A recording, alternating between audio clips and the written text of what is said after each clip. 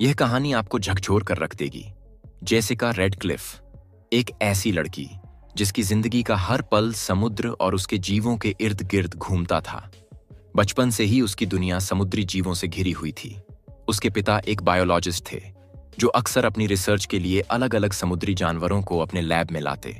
इसीलिए जेसिका का झुकाव भी इन जीवों की ओर बढ़ता चला गया।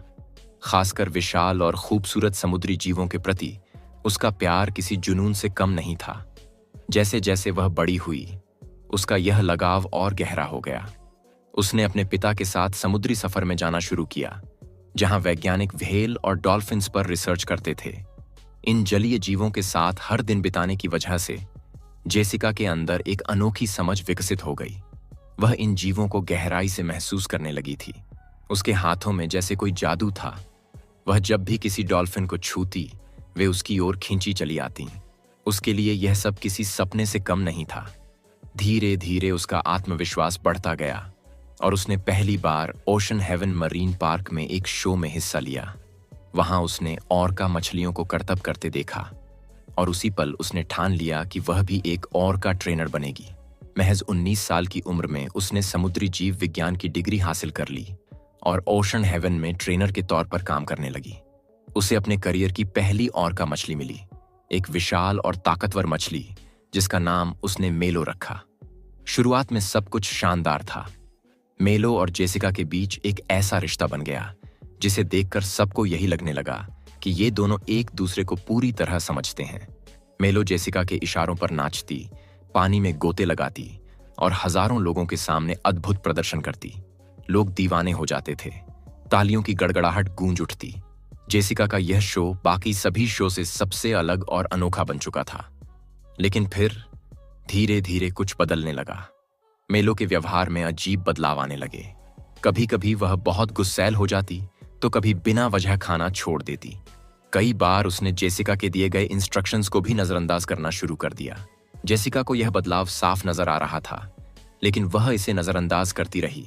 फिर एक दिन मेलो का गुस्सा इतना बढ़ गया कि उसने रात भर अपने सिर को टैंक की दीवारों पर मारना शुरू कर दिया। यह देखकर शो मैनेजमेंट चिंतित हो गया।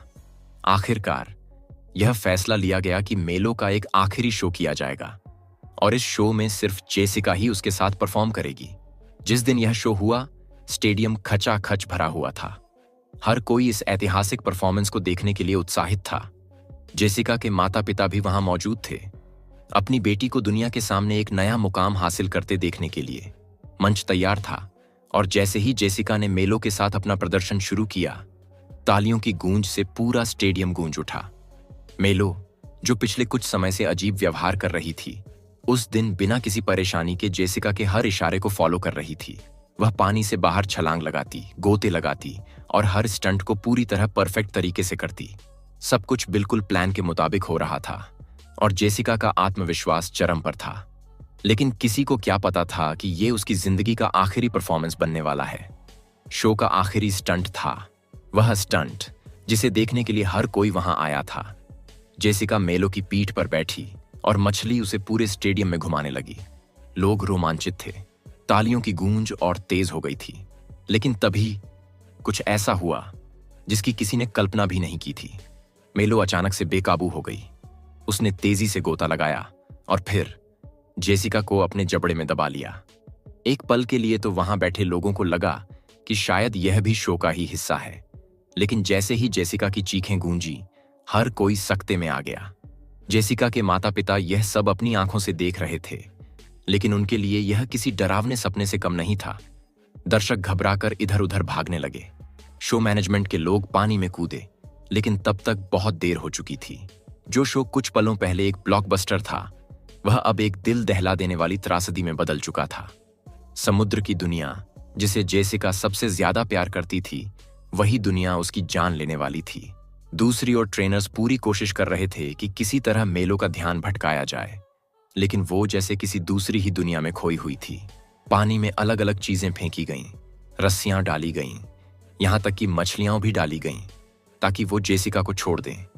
लेकिन मेलो पर कोई असर नहीं हुआ। जब तक 2 ट्रेनर्स पानी में उतरकर उसे बचाने की कोशिश करते, तब तक बहुत देर हो चुकी थी। मेलो ने जेसिका को अपने जबड़े में दबोच लिया और गहरे पानी में खींच ले गई। जो नजारा सामने आया वो रोंगटे खड़े कर देने वाला था।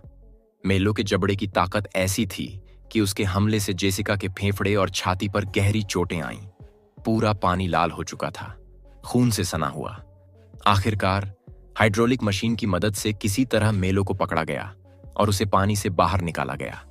लेकिन जब जेसिका को बाहर लाया गया तब तक बहुत देर हो चुकी थी। एक ट्रेनर अपने ही साथी के हमले का शिकार बन चुकी थी। लेकिन यह पहली बार नहीं था जब किसी की जान इस तरह गई हो। ऐसा ही एक और खौफनाक मामला सामने आया था डेनियल पैट्रिक ड्यूक्स का। हमेशा मस्ती के मूड में रहने वाला डेनियल इस बार एक ऐसी गलती कर बैठा जिसने उसकी जिंदगी छीन ली। डेनियल नशे का आदी था और अक्सर अपनी हरकतों की वजह से मुसीबत में पड़ता रहता था। लेकिन इस बार उसने कुछ ऐसा किया जो किसी ने सोचा भी नहीं था। बिना टिकट खरीदे वह चोरी छिपे सी वर्ल्ड में दाखिल हो गया। वहां पहुंचकर वह आम लोगों की तरह एक सीट पर बैठ गया, लेकिन नशे में होने के कारण वहीं सो गया। शो खत्म होने के बाद जब सभी लोग चले गए तब उसकी नींद खुली। बाहर निकलने की बजाय वह वहीं रुकने की जिद करने लगा। सिक्योरिटी गार्ड्स ने उसे बाहर निकालने की कोशिश की, लेकिन उसने उन्हें यकीन दिलाया कि वह शो के मालिक को जानता है। किसी तरह उसने गार्ड्स को मना लिया और अंदर रुकने की इजाजत ले ली। अब उसे लग रहा था कि उसने कोई बहुत बड़ा कारनामा कर दिया है।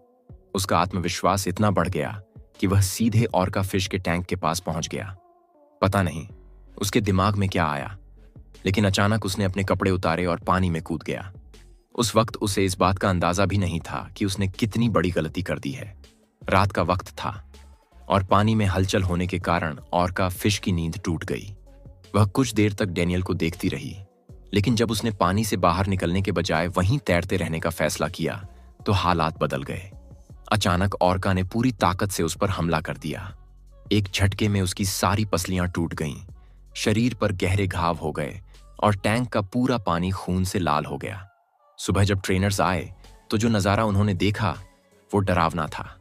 पूरा पूल खून से भरा हुआ था और डेनियल की लाश पानी में तैर रही थी। तो दोस्तों, समुद्री दुनिया की खूबसूरती हमें जितनी लुभाती है उतनी ही यह रहस्यमयी और खतरनाक भी हो सकती है।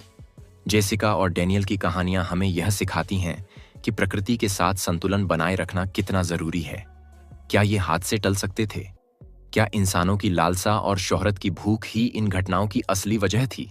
या फिर ये विशाल जीव भी कभी कभी अपने अंदर के दर्द को बयां करने की कोशिश करते हैं? आपका क्या सोचना है? हमें कमेंट में जरूर बताइए। अगर ऐसी और रहस्यमयी और सच्ची घटनाओं को जानना चाहते हैं तो चैनल को सब्सक्राइब करें और बेल आइकन दबाना ना भूलें। हम जल्द ही मिलेंगे एक और दिल दहला देने वाली कहानी के साथ। तब तक के लिए सुरक्षित रहें और सोचते रहें।